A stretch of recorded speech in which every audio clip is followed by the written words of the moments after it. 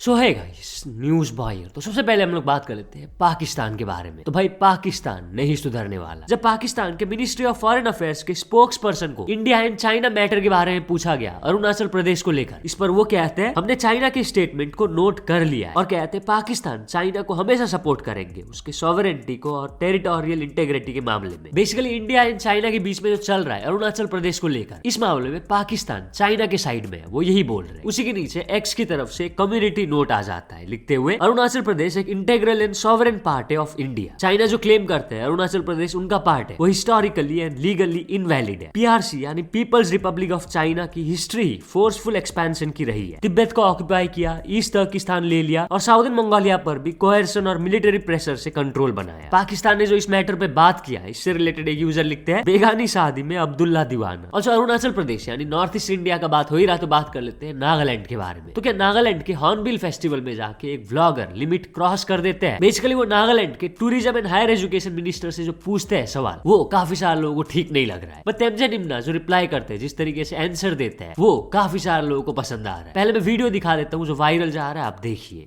तो मेरी मम्मी ने बोला था कि वहाँ पर मत जा नागालैंड, वहाँ के लोग अच्छे नहीं है, वहाँ के लोग कुछ अलग चीजें खाते हैं। तो आप भारत के जो अन्य राज्य के लोगों को क्या संदेश देना चाहते हो कि नागालैंड आना चाहिए या नहीं आना चाहिए? नागा लोग बहुत कुछ खाते मगर इंसानों को नहीं खाता। माँ को जरूर लेके आना। लेकिन ये बाहर के लोगों में माइंडसेट उनका कि नागालैंड के लोग अच्छे नहीं है, वहाँ के लोग मतलब अलग अलग चीजें खाते हैं। तो आप नागालैंड में मुझे बहुत अच्छा लगा यहाँ पर आकर फर्स्ट कैसा टाइम। लगा? तो मम्मी को वही बोलना। नेक्स्ट टाइम मैं लेके आऊंगा हॉर्निवल में फेस्टिवल में और आपसे मिलाऊंगा। हॉर्नबिल नहीं, हॉर्नबिल।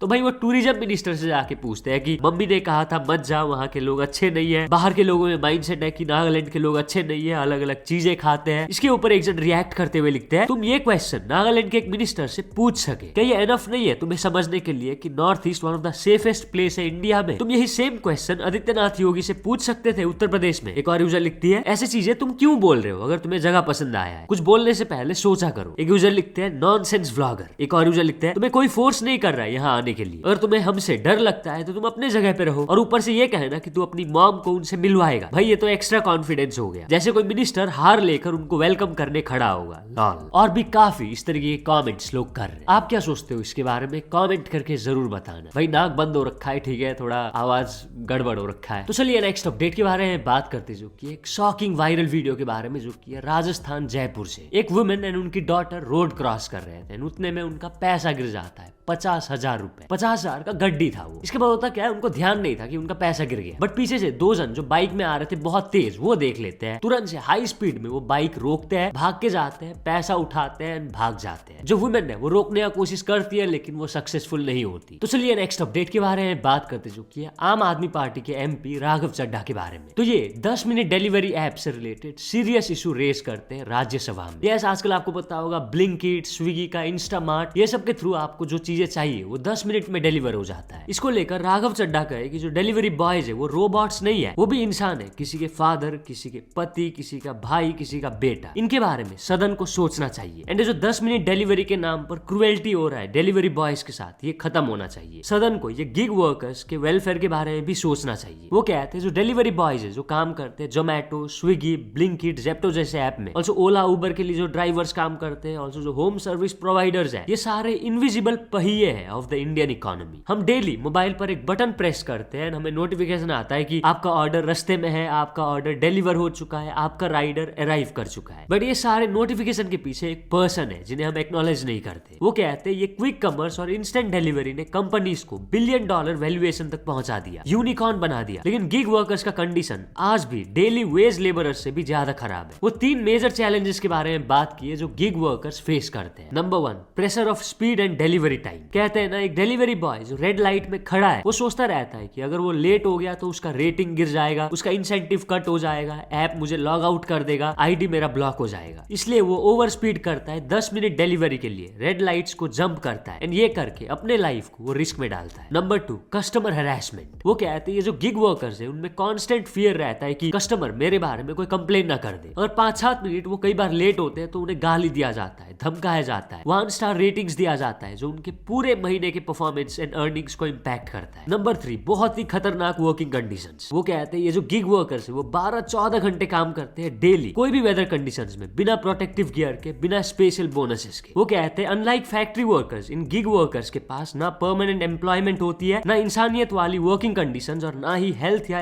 इंश्योरेंस। फिर भी सर वो अपना दर्द, जॉब की इनसिक्योरिटी और होपलेसनेस छुपा लेते हैं। जब वो आपका ऑर्डर डिलीवर करते हैं तो मुस्कुराते हुए कहते हैं सर थैंक यू, प्लीज मुझे 5 स्टार रेटिंग दे दीजिएगा। वेल, ये जो मुद्दा उठाए राघव चड्ढा राज्यसभा में, आप क्या सोचते हो इसके बारे में कमेंट करके जरूर बताना। तो चलिए नेक्स्ट अपडेट के बारे में बात करते, जो कि एक इंस्टाग्राम इन्फ्लुएंसर के बारे में जिसे देखकर कुछ लोग गुस्सा है। बेसिकली ये जो इन्फ्लुएंसर है ये अपनी मॉम से कह रही होती है कि आप मेरे लिए शुगर डैडी फाइंड कीजिए। मैं दिखा देता हूँ, पहले आप देखिए। मम्मी कोई अमीर बुड्ढा पकड़ लो, I need a sugar daddy.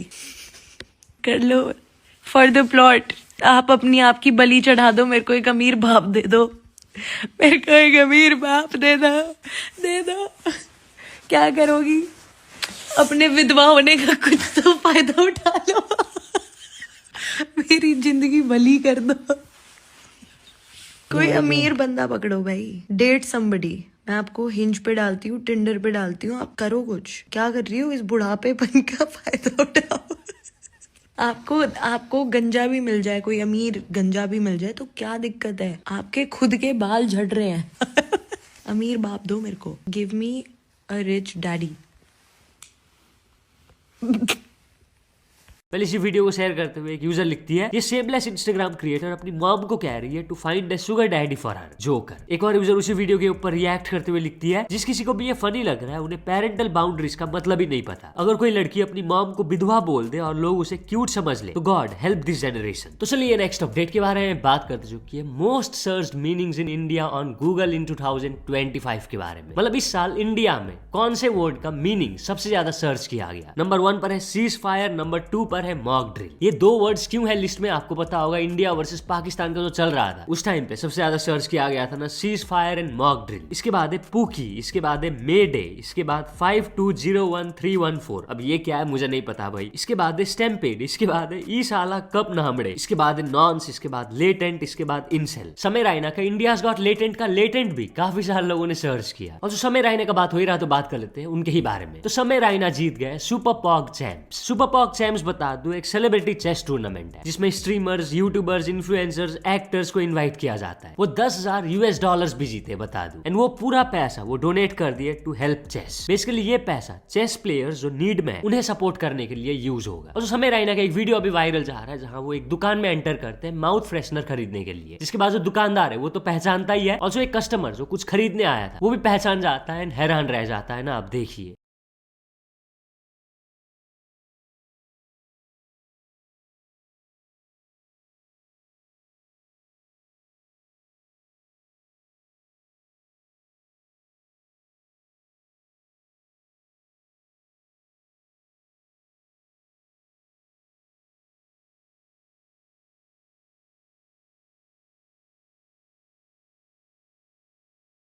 तो चलिए नेक्स्ट अपडेट के बारे में बात करते, जो कि स्मृति मंधाना इन पलाश मुच्छल के बारे में। तो क्या स्मृति मंधाना अपना एंगेजमेंट का रिंग निकाल दी? यस, पलाश मुच्छल एंड स्मृति मंधाना का शादी होने वाला था, आपको पता होगा, जो कि पोस्टपोन हो गया। कुछ रिपोर्ट्स के अकॉर्डिंग तो उनका शादी ही कैंसिल हो चुका है क्योंकि पलाश मुच्छल स्मृति को चीट किए, वो भी शादी से ठीक पहले। काफी ज्यादा इसके बारे में इंटरनेट पे बात किया जा रहा था कुछ दिन पहले तक, आपको पता होगा। इसी के चलते पलाश मुच्छल प्रेमानंद जी महाराज से मिलने भी गए थे। तो अभी होता क्या है, स्मृति मंधाना अपने इंस्टाग्राम पर काफी टाइम बाद एक वीडियो पोस्ट करती है, एक इंटरव्यू टाइप का ना, एंड वहां दिखता है कि उनके हाथ में रिंग ही नहीं है। तो ये देख के ऑलमोस्ट काफी सारे लोग मान चुके हैं कि स्मृति मंधाना एंड पलाश मुच्छल का शादी कैंसिल हो चुका है, पोस्टपोन नहीं। वेल, आप क्या सोचते हो इसके बारे में कमेंट करके जरूर बताना। तो चलिए नेक्स्ट अपडेट के बारे में बात करते, जो कि इंडिया से रिलेटेड एक वायरल ट्वीट के बारे में। होता क्या है, एक ट्विटर यूजर ये वीडियो शेयर की थी जो कि इटली का, जहाँ कुछ लड़कियां आप देख सकते हो ग्रेप्स को क्रश कर रही है पैर से वाइन बनाने के लिए। वो ट्विटर यूजर इसको शेयर करते हुए लिखी थी ना, ये इटली का ट्रेडिशनल वे है ग्रेप्स को क्रश करने का वाइन बनाने के लिए। तो इसी ट्वीट को रीट्वीट करते हुए एक ट्विटर यूजर लिखते हैं, अगर ये इंडिया होता तो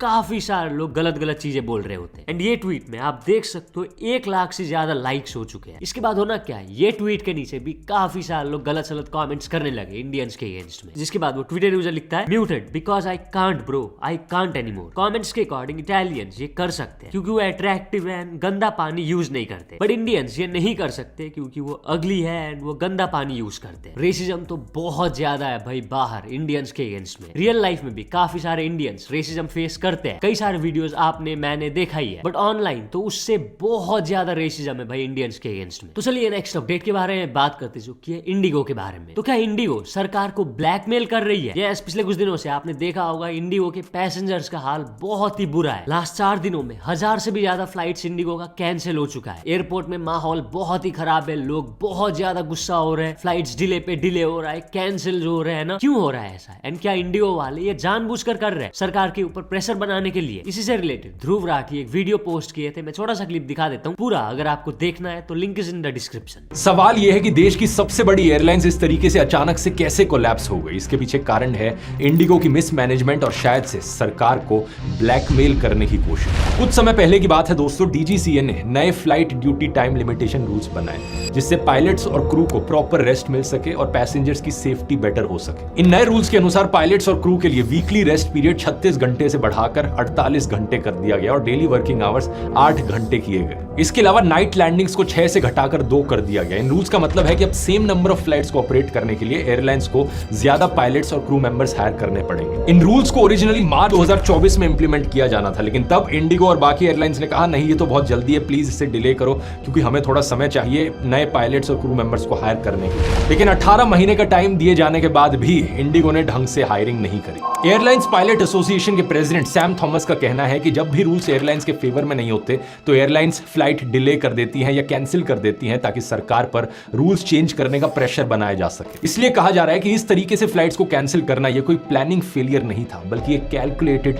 स्ट्रैटेजी थी। जानबूझकर अफरा तफरी मचा दो एयरपोर्ट पर ताकि डीजीसीए मजबूर हो जाए इन रूल्स को वापस लेने पर। और एग्जैक्टली ऐसा ही हुआ दोस्तों। डीजीसीए ने 5 दिसंबर को अपने रूल का एक बड़ा इंपॉर्टेंट पॉइंट अब विड्रॉ कर लिया है। लीव्स को वीकली रेस्ट में काउंट करना अलाउ कर दिया है जो पहले नहीं होता था। इसके अलावा डीजीसीए ने 10 फरवरी तक इंडिगो को एक वन टाइम एग्जेम्पशन दे दी है पायलट के नाइट ड्यूटी रूल्स से। और ये जो कियास हो रखा है अभी एयरपोर्ट में, काफी सारे लोग इंडिगो के स्टाफ के ऊपर गुस्सा हो रहे हैं। इससे रिलेटेड अभी कई सारे वीडियोस एंड पोस्ट वायरल जा रहे हैं ये कहते हुए कि इसमें इंडिगो के जो ग्राउंड स्टाफ है वो क्या कर सकते हैं, उन्हें गाली दे रहे हो, उन्हें धमका रहे हो, इससे कोई फायदा नहीं है। एक एडवोकेट वीडियो पोस्ट की थी ना जहां इंडिगो की एक स्टाफ रो रही थी क्योंकि इतना ज्यादा उनके ऊपर प्रेशर था, लोग हंगामा कर रहे थे, गुस्सा हो रहे थे। मैं वीडियो दिखा देता हूँ, आप देखिए। And she was the one जिसने एक्चुअली मॉर्निंग से बहुत हेल्प की and she is even crying for us. Thank you so much. What's your name? Jyoti. Thank you so much Jyoti and don't cry. आपकी कोई गलती नहीं। I know मैंने already video बनाया है, लोगों को अपील भी की है कि यार ये ग्राउंड स्टाफ की तो कोई गलती नहीं है, आपने हमारे लिए फूड अरेंज किया, वाटर अरेंज किया, अकोमोडेट किया, थैंक यू सो मच। आप रो मत and things will be alright. तो चलिए नेक्स्ट अपडेट के बारे में बात करते जो कि humble request to telecom companies के बारे में। तो एक ट्वीट वायरल जा रहा है जहां वो लिखते हैं हम्बल रिक्वेस्ट, टेलीकॉम कंपनीज को सिर्फ कॉल रिचार्ज पैक्स लॉन्च करना चाहिए विदाउट मोबाइल डेटा। बहुत से पुअर एंड सीनियर सिटीजन को इंटरनेट का जरूरत नहीं है बट फिर भी वो हाई प्राइस पे करते हैं फॉर रिचार्जेस। काफी सारे लोग उनके इस बात को एग्री कर रहे हैं एंड मैं भी एग्री करता हूँ भाई, क्योंकि फॉर एग्जाम्पल मेरी माँ घर पे ही होती है, ठीक है, डेली वो फेसबुक वगैरह यूज करती है, लेकिन घर में वाईफाई है तो उन्हें मोबाइल डेटा का तो जरूरत ही नहीं है क्योंकि वो कहीं जाती नहीं है, कहीं जाती भी है तो वो उतना फोन नहीं चलाती, फोन करना होता फोन करती है। तो मैं जो रिचार्ज कर रहा हूँ मम्मी के फोन में वो मैं ज्यादा पे कर रहा हूँ डेटा का, सिर्फ कॉल्स का अगर रिचार्ज होगा तो मैं वो करूंगा ना। एंड यस, काफी सारे ऐसे पुअर लोग भी है, सीनियर सिटीजन भी है जो इंटरनेट यूज नहीं करते बट फिर भी उन्हें मोबाइल डेटा प्लस कॉल्स के लिए रिचार्ज करना पड़ता है। तो चलिए नेक्स्ट अपडेट के बारे में बात करते जो कि है डायपर ट्री इन वाराणसी के बारे में। एक पेड़ जिसमें बहुत सारे डायपर्स है जो बच्चे यूज करते हैं। क्या है मैटर, मैं वीडियो दिखा देता हूँ, कॉन्टेक्स्ट आपको समझ आ जाएगा। ये है एक वाराणसी का घर जिसमें एक छोटा बच्चा रहता है और ये बच्चे के माँ बाप, घर वाले बहुत ही समझदार हैं, अपने घर से बाहर ही उसके डायपर फेंक देते हैं और ये पेड़ इन्होंने एकदम डायपर का पेड़ बना दिया है। My goodness, this is the future they are gifting to their child, diaper वाला पेड़। घर में डस्टबिन नहीं है क्या इनके? डायपर ऐसे फेंक दिए हैं जैसे ये, ओ माय गॉड, मेरे सामने फेंक के चली गई हैं अपने घर से। यहाँ रहती हैं, अपने घर से कचरा यहाँ फेंक के चली गई हैं। लोगों को चाहिए ही नहीं कि सफाई हो उनके घर के आसपास। क्या लोग है भाई। आई होप वो घर वाले ये वीडियो देख लिए। तो चलिए नेक्स्ट अपडेट के बारे में बात करते जो कि है ऐश्वर्या राय बच्चन के बारे में। तो इनका एंड इनके हस्बैंड अभिषेक बच्चन से रिलेटेड डिवोर्स के रूमर्स फैलते रहते हैं। एक दो बार तो मैंने भी कवर किया है, सोशल मीडिया पे भी आपने देखा होगा कई बार। तो इसी के चलते रिसेंटली ऐश्वर्या राय अपने personal life and professional life से रिलेटेड बात की। वो कहीं मैं अपनी बेटी आराध्या एंड अभिषेक का केयर करने में इतना बिजी हूँ कि मैं इनसिक्योर नहीं होती जब मैं कोई फिल्म साइन नहीं करती हूँ। तो इनसिक्योरिटीज कभी मेरी ड्राइविंग फोर्स नहीं रही है। तो चलिए नेक्स्ट अपडेट के बारे में बात करते जो कि एक साइकोलॉजिस्ट के बारे में। तो सौरभ जोशी की वाइफ, ट्रिगर्ड इंसान की वाइफ एंड और भी काफी सारे लोगों की वाइफ को सोशल मीडिया में जो ट्रोल किया जाता है उनके लुक्स को लेकर, इसके ऊपर ये रिएक्ट करी, बेसिकली स्लैम करती है उन ट्रोलर्स को। आप देखिए। सौरभ जोशी और ट्रिगर्ड इंसान की वाइफ्स को लोग बहुत ज्यादा ट्रोल कर रहे हैं, कमेंट कर रहे हैं that they are not pretty, they are ugly and that the guys deserve better. But let me be very honest, even अगर वो तुम्हारी डेफिनेशन ऑफ प्रिटी में फिट नहीं होते, तुम्हें नहीं पता कि वो एक दूसरे की लाइफ में कितनी सेफ्टी, सिक्योरिटी और पीस ऑफर करते हैं। क्योंकि एक हेल्दी रिलेशनशिप ना फेसेस से नहीं चलता, फीलिंग से चलता है। सिक्योर अटैचमेंट, कंपेनियनशिप, अंडरस्टैंडिंग, इनकी वैल्यू किसी भी फिल्टर से बहुत ज्यादा है। And honestly who are you to जज? हमें उनकी स्टोरी, बॉन्डिंग, अटैचमेंट के बारे में कुछ भी नहीं पता। साइकोलॉजी सिर्फ एक चीज कहती है, हम जितना ज्यादा दूसरों को जज करते हैं, हम अपने ब्रेन में उतनी ही नेगेटिविटी स्टोर करते हैं। तो इनके रिलेशनशिप को आपके जज करने से कुछ फर्क नहीं पड़ेगा, लेकिन आपके दिमाग में बहुत ज्यादा नेगेटिविटी भरेगी। तो चलिए नेक्स्ट अपडेट के बारे में बात करते जो कि रजत दलाल के बारे में। तो रजत दलाल एक बंदे के ऊपर काफी ज्यादा गुस्सा हुआ है। एक दो साल पहले जो रजत दलाल थे वही देखने को मिला ना। मैं दिखा देता हूँ, कॉन्टेक्स्ट आपको समझ आ जाएगा।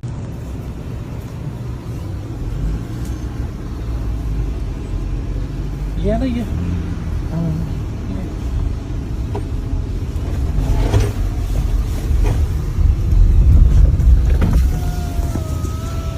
नाम क्या है भाई साहब?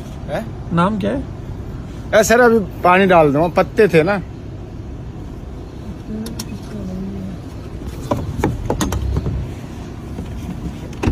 अभी पानी डाल दूंगा सर।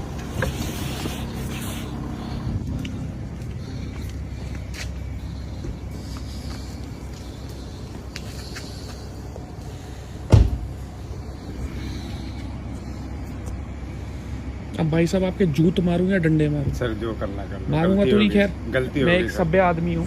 गलती होगी सर। भाई तुम गंदा था सर, इसीलिए पानी ला और फटाफट पानी इसमें मार डाल। दे रहा हूँ सर।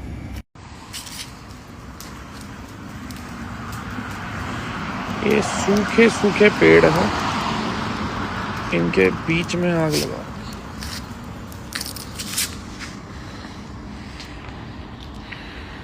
फटाफट करो भाई साहब, फटाफट।